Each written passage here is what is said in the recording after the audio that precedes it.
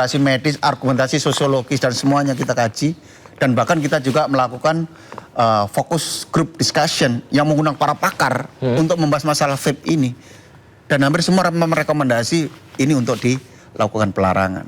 Kegiatan sekecil apapun itu dilandasi dengan hasil-hasil operasi intelijen. Jadi harus bisa dipastikan bahwa kalaupun terpaksa loh di tempat terbuka kita tangkap seseorang atau kerumunan, tapi harus diyakinkan bahwa benar itu terjadi. Nah, oleh karena itu kita lebih menyasar untuk operasi-operasi yang lebih bersifat tertutup di tempat-tempat hiburan yang diduga juga kamuflase dalam tanda kutip.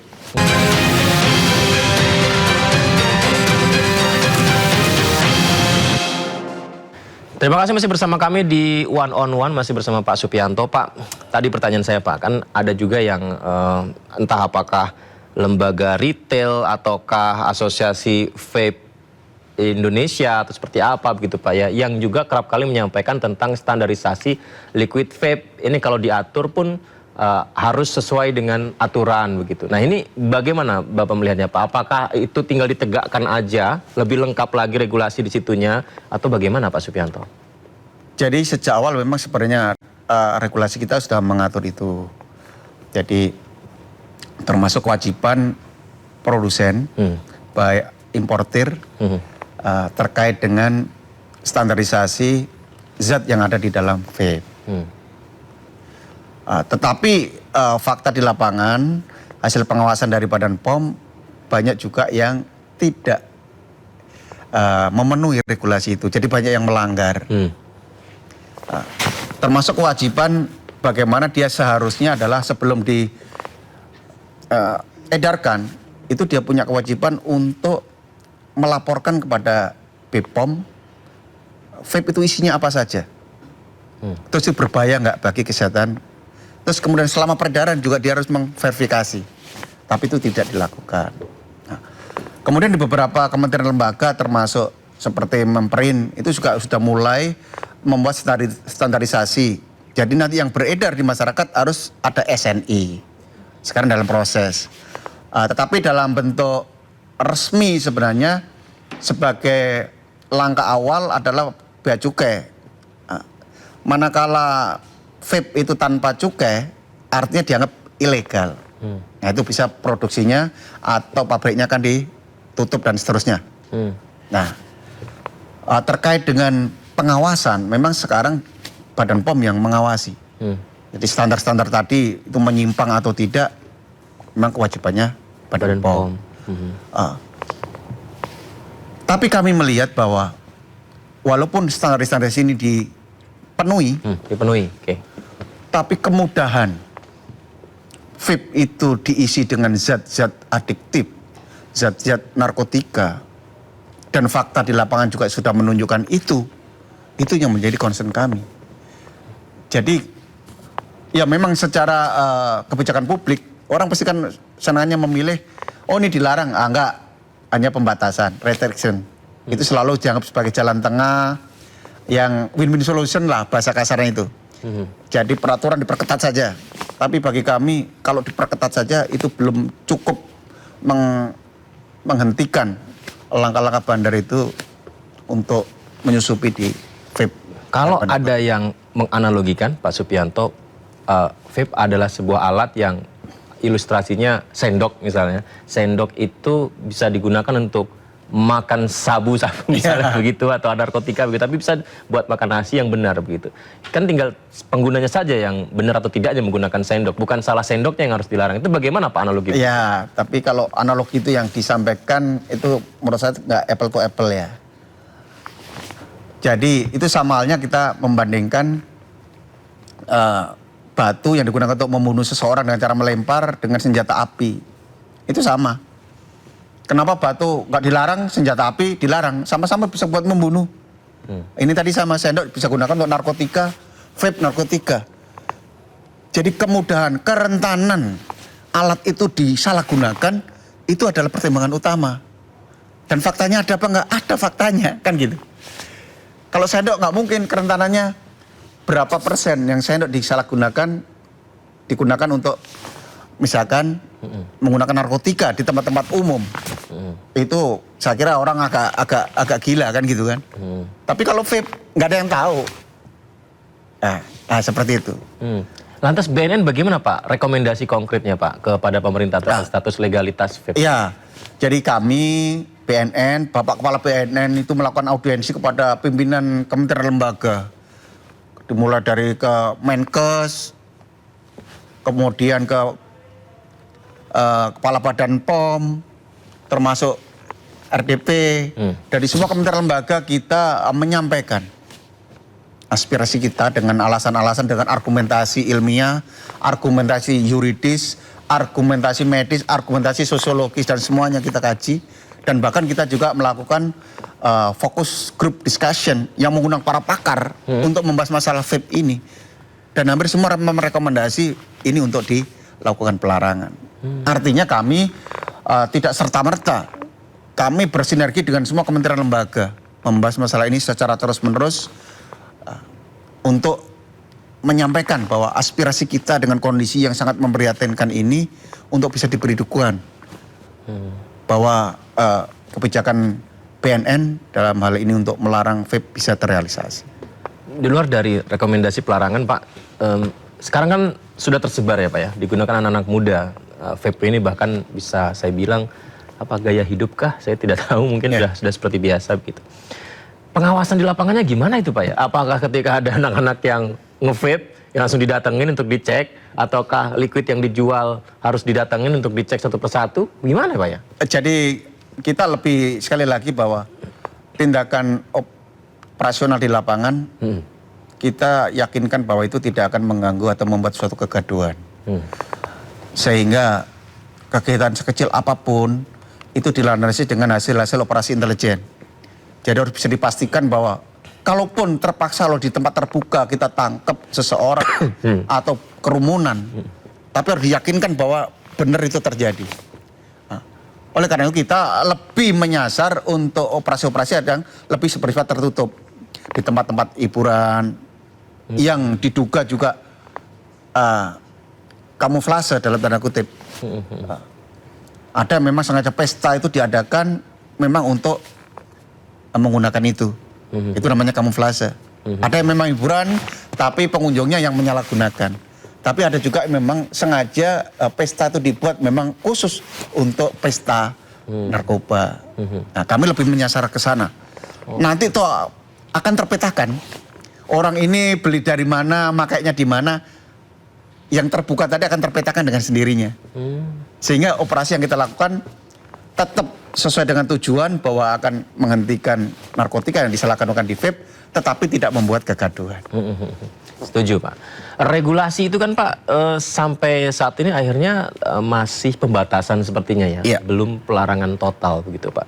Nah lantas didorongnya nanti seperti apa? Apakah memang pelarangan itu adalah salah satu syarat yang harus diupayakan?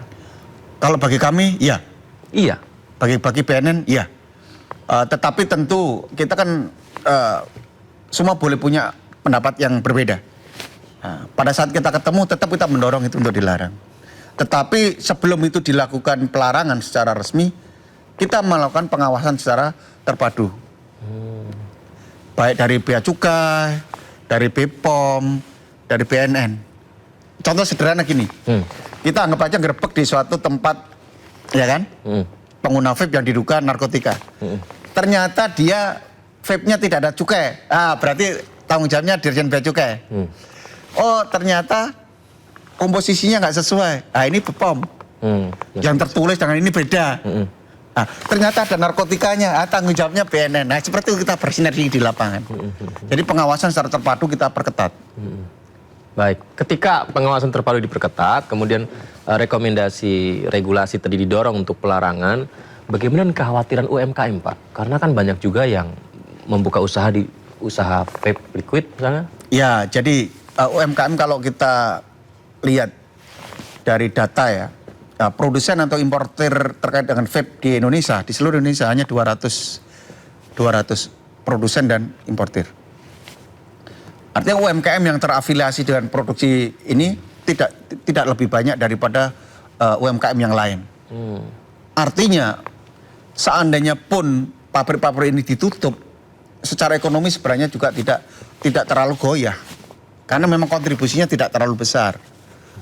Dari cukai aja kita bandingkan dengan rokok konvensional. Itu ya sekitar hanya 2% kontribusi ke negara dari cukai vape.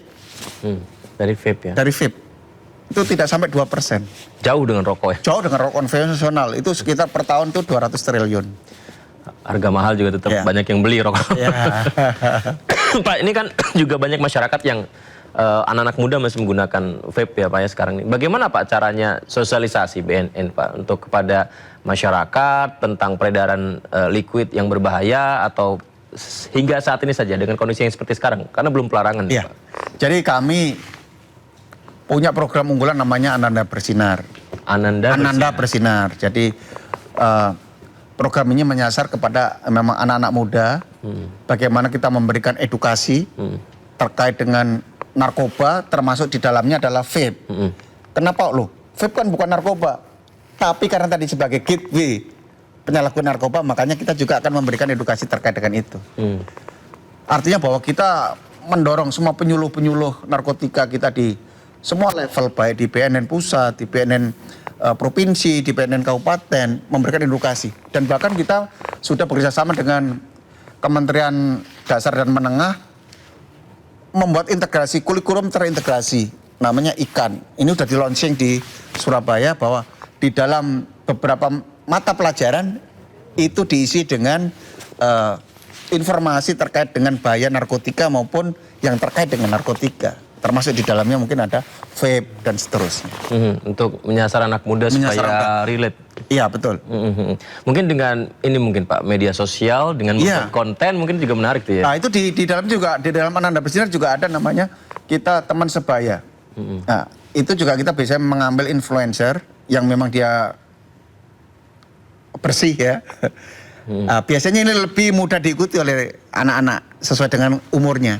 Ini juga kita menggunakan influencer untuk memberikan edukasi kepada teman-teman sebaya. Jadi hal seperti itu yang kita lakukan. Pak, sebenarnya kondisi penyalahgunaan narkoba di Indonesia hingga dewasa ini seperti apa sejauh ini Pak? Apakah memang masih di titik yang sulit, masih tinggi atau seperti apa Pak? Ya, jadi yang jelas angka prevalensi selalu naik. Angka prevalensi naik Pak? Selalu naik. Kita melakukan per 2 tahun, kemudian kemarin dirilis juga naik tahun hasil nilai prevalensi. Tapi kan memang juga secara demografi penduduknya kan naik. Bertambah ya? Ya, upaya yang kita lakukan sudah semaksimal mungkin baik oleh BNN maupun oleh Polri, oleh lembaga lain terkait dengan upaya P4GN, kalau kita menyebutnya adalah pencegahan, pemberantasan, kemudian penyalahgunaan narkotika ini. Semua kita bersinergi dengan kementerian lembaga, termasuk komunitas. Tapi fakta di lapangan bahwa ini tidak berhenti karena dinamikanya berubah dari satu ke bentuk yang lain. Sehingga kami masih sangat mengkhawatirkan untuk terkait dengan perkembangan narkotika. Jangan sampai negara ini pada akhirnya adalah dikuasai oleh bandar-bandar narkotika. Mengingat masih ada tokoh publik ya Pak ya, entah dari kalangan artis atau dari kalangan influencer, oknum-oknum yang juga kadang muncul di berita tertangkap karena menyalahgunakan narkotika Pak. Itu masih terjadi Pak? Masih. Jadi dia akan menyasar kepada siapapun sebenarnya. Termasuk di pondok pesantren juga ada yang kena, para pejabat, para publik figur. Jadi menyasar ke semua kalangan. Tidak hanya kota-kota besar sekarang? Oh, kita bahkan di pinggiran itu sudah terkontaminasi. Karena dengan tergiur, wah ini jadi kurir dulu biasanya gitu. Dari kurir dibandingkan dari kurir yang lain, ini jauh lebih menjanjikan. Nah itu yang kita pageri di daerah-daerah pesisir, daerah perbatasan. Itu BNN sudah mulai memageri karena itu yang akan disentuh oleh bandar-bandar ini. Usia bagaimana Pak? Apakah ada semakin muda atau seperti apa Pak? Iya, jadi secara umum adalah usia produktif ya. Jadi usia produktif antara ya 20 sampai 35 tahun ini menjadi sasaran utama. Pertama, dia selalu punya rasa ingin tahu karena masih muda. Kedua, dia rata-rata ada profesional muda yang secara finansial sudah cukup. Nah, itu menjadi sasaran. Jadi masih memprihatinkan ya Pak. Semoga saja ke depan semakin berkurang Pak. Bahkan Amin. Kita berharap BNN juga seperti itu. Terakhir Pak, mungkin apa yang disampaikan Pak Supianto kepada generasi muda kita Pak terkait penyalahgunaan narkoba ini Pak supaya hilang? Ya, terkait dengan penyalahgunaan narkoba, jangan pernah mencoba. Karena sekali mencoba, pasti tidak akan bisa meninggalkannya. Nah, terkait dengan vape, juga harus berhati-hati. Jadi vape sudah rentan dimasuki narkotika. Jadi kalau sekarang belum menggunakan vape, sebaiknya tidak mencoba.